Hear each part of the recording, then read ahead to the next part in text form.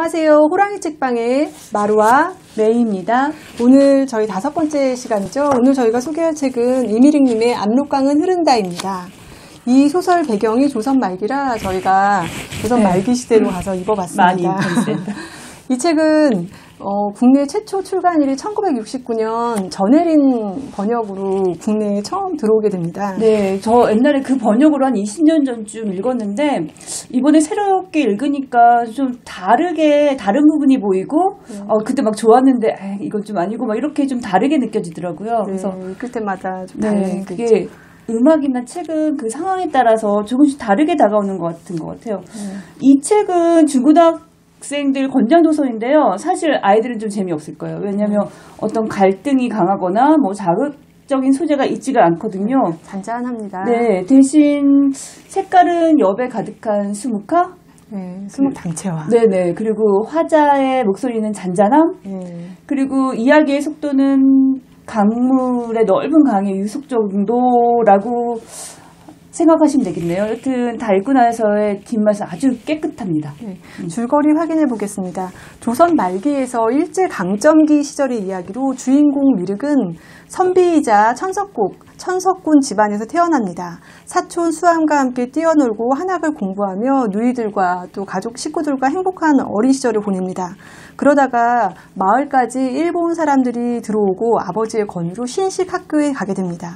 이곳에서 배우는 내용들이 좀처럼 이해가 되지 않고 어렵게만 느껴지지만 새로운 학문에 대해서 궁금해하시는 아버지께 하나라도 더 전해드리려면 한시도 주의하지 않고 열심히 공부합니다. 그런 가운데 1910년 경술국치가 일어나고 갑자기 아버지도 돌아가시고 맙니다. 그리고 의학을 공부하기 위해서 경성의전에 입학하나 곧이어 3.1운동을 주동하여 탄압을 받아서 이제 압록강을 건너 독일로 건너가게 됩니다. 네, 이번에 줄거리가 정말 짧네요. 작가 이미륵의 자전적 소설입니다. 먼저 이 소설은 독일에서 46년에 출간되고 23년 뒤 전혜린 작가의 번역으로 저희 나라에 소개됩니다. 당시 독일의 최고의 피퍼 출판사 사장이 자기가 본 소설 중에 최고라고 극찬하고 독일 교과서까지 실렸다고 합니다. 아니 이 좋은 소설이 23년이나 늦게 번역돼서 출간됐다는 게 너무 안타깝잖아요. 의외로 못 본 사람이 많을 것 같아요. 근데 딱 읽으면 좋은 시점이 있었는데 네, 안타깝고 또 이 책이 그 한국 소설이 아니고 독일 소설 그 코너에 꽂혀 있어서 그것도 좀 의외였습니다. 근데 먼저 독일 교과서에 실린 이유가 뭘까요? 이 책이 문학적 완결성, 문학적 고결함을 추구했다는 거. 그다음에 미지의 나라 동양에서 그 고결한 선비 문화에 대해서 나와 있었다는 거. 근데 이제 1946년에 나왔다 그러잖아요. 그 당시 독일도 1, 2차 세계대전이 끝나고 굉장히 피폐해진 상태입니다. 전범국이었고 그 전범국이기 때문에 엄청난 배상금을 물어야 됐고 인플레이션이 심해져서 살기가 엄청 힘들었습니다. 그런 시절에 어려운 시절에 고결한 동양의 문화, 선비 문화 그 다음에 사실 우리나라도 힘든 얘기겠잖아요. 굴욕적으로 나라를 빼앗기고 다시 돌이킬 수 없는 유년 시절이나 돌이킬 수 없는 예전의 조선의 모습 이런 거에 대한 향수가 독일인들의 마음을 울렸던 것 같습니다.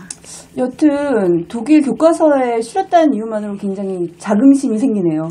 근데 본격적으로 이 책의 특징을 들어가 볼게요. 조선 말기 배경인데요. 조선 말기의 배경의 소설에는 뭐 김동인의 감자, 배따라기, 이강수의 무정, 김정환의 사촌, 조정래의 아리랑, 최영희의 혼불, 박경리의 토지 엄청 많습니다. 우리가 근대 소설의 대부분이 이 시절 배경인데 그때가 순환 시절이라 작가로서도 하고 싶은 얘기가 많고 또 소재가 굉장히 풍부하기 때문에 그런 게 아닐까라고 생각하네요. 네, 그 시절 황해도 해주의 그 지역 묘사를 한 본문을 잠시 읽어보겠습니다.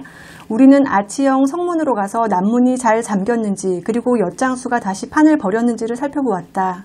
널찍한 엿판 위에는 맛 좋은 네모난 엿과 가랑엿, 조각엿이 크기와 향별로 진열되어 있었다. 그 옆에 작은 등잔불이 세워 있었고 조각엿을 자르는 가위 하나가 옆판 위에 놓여 있었다. 엿장수는 곧잘 슬픈 곡조를 흥얼거리기도 하고 달콤한 엿장단을 엿 속에 자신이 섞어놓은 향에 대해 떠벌리기도 하고 거기에 맞추어 작은 가위로 장단을 두들기기도 했다. 우리는 뿌듯한 마음으로 어둑해진 골목길을 지나 집으로 돌아왔다.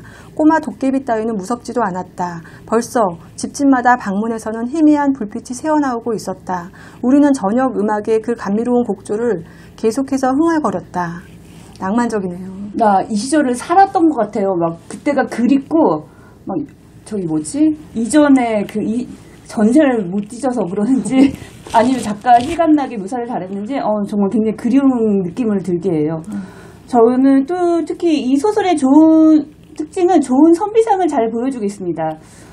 보통 우리나라 문학에 그려지는 선비는 한가놀이나 뭐 매국노 그리고 소장농을 엄청 괴롭히는 욕심쟁이거나 하는데 이 소설의 주인공 미륵이나 그의 아버지, 어머니, 가족, 그 친구들까지 다 뭐 선하고 고결하기까지예요. 일단 미륵은 5살부터 한자를 배워서 10살 때 사서상경과 통감 정권을 읽었습니다. 그리고 달빛 아래서 아버님께 시를 올리고 술을 올리고 하면서 벗이 되어드려요. 그의 아버님은 항상 책 읽고 장기 드시고 사람을 딱 정해진 시간에 소수만 만나세요. 그리고 몸과 마음을 항상 정화하는데 시간을 투자하시죠. 그래서 저는 이분 나중에 스님 되나 막 하는데 하여튼가 그건 아니고 성직자 분위기가 납니다. 네. 그리고 어머니께서도 되게 의연하신데요. 일본군이 집안을 수시로 이제 수색할 때 호들갑스럽지 않게 대처를 잘 하십니다. 그 아들을 이제 너무 멀리 가라, 유럽으로 가라 이러면서 아들한테 이제 아들과 마지막 대면하는 자리가 참 인상적이었어요. 예전에 읽을 때도 그랬는데, 용기를 가져라. 너는 여태까지 잘 지내지 않았니? 그 다음에 너는 이미 나한테 평생 할 효도를 다했다. 너는 나한테 너무 많은 기쁨을 주었다. 멈추지 말고 혼자 잘 가렴. 이렇게 인사를 하고 헤어지는데요. 정말 감동이었습니다. 네, 미륵 집안은 정말 그랬을 것 같아요. 이제 아들과 영영 이별할 때 이렇게 못할 것 같은데요. 막 구구절절 막 이렇게 매달리고 막 어쩔 수 없이 보냈을 것 같은데 다르십니다. 네. 그다음에 이 집안 사람들은 소장농에 대한 태도가 권위적이지 않고 좀 공동체적으로 운영되었던 것 같아요. 미륵이 그러니까 일본군들이 자꾸 찾아오니까 그 집안의 시골 소작당에 있는 송림 마을로 내려가서 지내는 부분인데요. 거기 있는 어르신들한테 물론 소장농이죠. 다 상촌이라고 부르고 또 특별히 도련님 대우도 받지 않습니다. 욕심이 없어서 좀 혹은 너무 분배를 박하게 하지는 않았던 것 같습니다. 그리고 또 그리고 저는 또 인상적이었던 게 이 미륵의 성장 과정에서는 악인이 없어요. 그가 좀 딸리는 과목이 있거든요. 수학, 과학 이런 건 아무리 해도 성적이 안 오르니까 친구들이 와서 밤마다 와서 자기 공부도 안 하고 미륵 그거 막 도와주고요.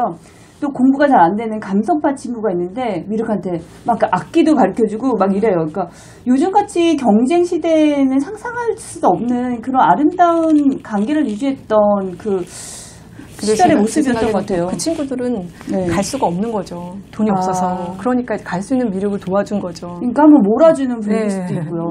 그리고 가령 혼자서 멀리 떠나보겠다고 무작정 기차역을 가는데 기차 역무원이 보통 이럴 때는 그를 잡아다가 경찰에 데려다가 조사를 하고 그러는데 너의 인상을 보니까 나쁜 애가 아닌 것 같구나. 조심해서 집으로 돌아가라 막 보내줘요. 게다가 미륵이 이제 경성의전에 지원을 하면서 마지막으로 이제 일본인 감독관 앞에서 구술 시험을 치르는 장면이 나오는데요. 의사가 이제 왜 의사가 되고 싶냐 그랬더니 답변이 생과 사의 근원을 알고 싶어서라고 대답합니다. 그래서 일본인 감독기는 한참 동안 무척 높은 목표로구나 이렇게 얘기를 하죠. 그 다음에 감독관이 자기 메모지에 이미륵의 그 성격 특성에 대해서 적어놓는데 언어, 간결하고 분명함, 성격, 정직하고 온순하고 공손함 이렇게 적어놨습니다. 저도 이 감독관이 절 보면 뭐라고 했는지 되게 궁금하네요. 언어, 산만, 발음이 샘, 그리고 썰렁, 그리고 성격에는 역시나 까칠, 날카로움, 건망증 이런 게 떠올 것 같아 봐 약간. 근데 이제 이미륵의 성격에는 약간 공허함 같은 거는 있어요. 그 경성의전 합격 소식과 함께 이제 감독관이 이제 네가 우리나라라고 얘기할 때 너는 그 나라가 단지 조선이 아니고 일본 제국 전체를 가리켜서 하는 말이어야 한다. 그리고 우리나라 사람들이라고 얘기할 때는 조선 사람뿐 아니라 일본 제국의 모든 사람을 가리키는 말이라고 해야 한다. 이렇게 얘기를 할 때 답변은 하지 않습니다. 예스다, 노다 이렇게 얘기하지 않고 그냥 가만히 있는데요. 아마 그게 최선의 답변이었겠죠. 답변하지 않는 게. 네, 뭔가 답답하긴 하지만 그래서 네. 그의 집안도 시대가 마구 변하는데 사실 그 시대를 잊지 못해요. 그래서 유럽에서 가아디 지식이 막 쏟아지는데 그것보다 중용이나 중국 시들이 사람을 더 현명하게 하는 거라고 얘기를 하고요. 나라를 빼앗기는데도 독립운동에 대한 뭐 이렇게 그 도우려는 움직임조차 생각하지 못해요. 그냥 커다란 물결이 왔을 때 대항하지 않고 바람이 잦을 때를 기다리는 인내심만 보이는 그런 부분이 좀 답답하긴 합니다. 근데 하지만 이 소설에 그런 부분이 있으면 오히려 독특한 색깔이 사라지니 그런 역사적 인식에서 접근하는 건 잠시 접어둬도 좋을 것 같습니다. 그리고 미륵이 신식학교 다닐 때쯤 매우 낭만적으로 요새는 어느 날 밤이 있어요. 그래서 그때도 학생들을 동원해서 뭐 시가행진을 했나 본데, 높은 공직자의 생일을 축하하려고, 학생들을 초록불 하나씩 들고 이제 거리를 나오게 합니다. 네. 우리 대열은 거대한 산문을 통해 수많은 관문을 지나 연화루의 뜰로 이동했다. 목사가 우리를 맞았다. 우리는 왕실 문양인 오약꽃 모양이면서 커다란 연못에 삥 둘러 있었다. 수많은 초롱불들이 물에 반사되었다. 이렇게 그림 같은 시가행진이 있다니 정말 낭만적입니다. 이건 좀 다른 얘기인데 여기 왕실의 문양 오약꽃은 일제 그 벚꽃이 아닙니다. 꽃그림이 조금 비슷하게 되어 색깔리는데 오약꽃은 이제 자두꽃, 조선 이씨 왕족을 상징하는 문양이고 그 대한제국 시절에 이제 갖다 붙였죠. 창덕궁 인정전의 그 용마루 아니면 덕수궁 석조전의 상단에 오약꽃 무늬가 이렇게 탁탁 박혀 있습니다. 다음에 창덕궁이나 덕수궁 방문하시면 한번 찾아보시기 바랍니다. 네, 누가 이거 일본 거 아니야 그러면 아니라고 이거 꼭 설명해 주세요. 그리고 미륵이 이제 3.1운동 동참으로 연루되어 이제 도망다니기 시작하는데요. 그때 어머니의 권유로 독일로 도망갑니다. 그 장면에서 이제 그 중국에서 그 배를 타고 그 배에서 이제 곡을 바라보는 장면이 나오는데요. 한번 읽어볼게요. 네. 압록강은 흐른다라는 이제 장인데요. 아주 오래전 우리 고국을 끝없는 만주 벌판으로부터 갈라놓았던 국경의 강은 쉼없이 흘러가고 있었다. 중국의 도시는 모든 것이 거대하고 음산했지만 저 너머 우리 고국은 모든 것이 아기자기하고 화사했다. 엷은 지프로 덮인 초가을이 언덕에 기댄 채로 여기저기에 흩어져 있었다. 굴뚝에선 벌써 저녁 연기가 피어오르고 있었다. 저 멀리 청명한 가을 하늘 아래로서 이산저산 무릉이 줄지어 늘어서 있었다. 일광이 산을 비추었다. 그러고는 석양이 한 번 더 그 위를 비추더니 푸른 어스럼이 뉘엿뉘엿 산을 덮어버렸다. 저기 먼 남쪽으로 수양산 골짜기며 시내가 보이는 듯했다. 또 어릴 적 매일 저녁 3층 석탑에서 들려오던 장엄한 저녁 음악 소리가 저기 남쪽 어디에선가 그 웅장한 소리로 울리고 있는 것이 들리는 듯했다. 압록강은 쉼없이 쏘아싸거리며 흘러가고 있었다. 이렇게 곡을 떠나 독일에 무사히 도착은 합니다. 근데 그때 도착해서 기쁨보다는 언어 단절과 고흐에서 보던 까리고추만 봐도 막 눈물 흘리는 향수병에 걸리고 말아요. 그리고 어머니의 부고 소식을 듣고 이 소설은 단담하게 이 소설은 끝나는데요. 그 전에 저는 여기서 이 소설이 굉장히 좀 재밌었던 거는 그 유람선에서 이제 중국 사람, 베트남 사람, 뭐 조선 유학생들이 이렇게 만나는데 이때는 뭐 헬로우 영어 아예 모르는 친구들이거든요. 그런데 서로 언어로 또 하나도 모르니까 그 한자로 필담을 써서 나눈 장면이 있었죠. 네, 굉장히 생경한 장면 같아요. 그래서 우리 위아더 월드 한자 문화권. 네. 저도 예전에 베트남에 갔을 때 어느 절에 스님이 저희한테 뭔가 대접을 해주셔가지고 저희가 감사하다는 의미로 갖고 있었어요. 베트남 말을 모르고. 저기 카메라 필름을 들었더니 스님이 또 차를 한 봉지 주신 거예요. 그런데 감사하다는 말을 할 줄 몰라가지고 한자로 감자를 이렇게 써가지고 보내드렸더니 근데 뭔가 영어로 땡큐하는 것보다 더 진정성이 느껴지고 감동이 오지 않나요? 네네, 진짜 네. 감동이었습니다. 네.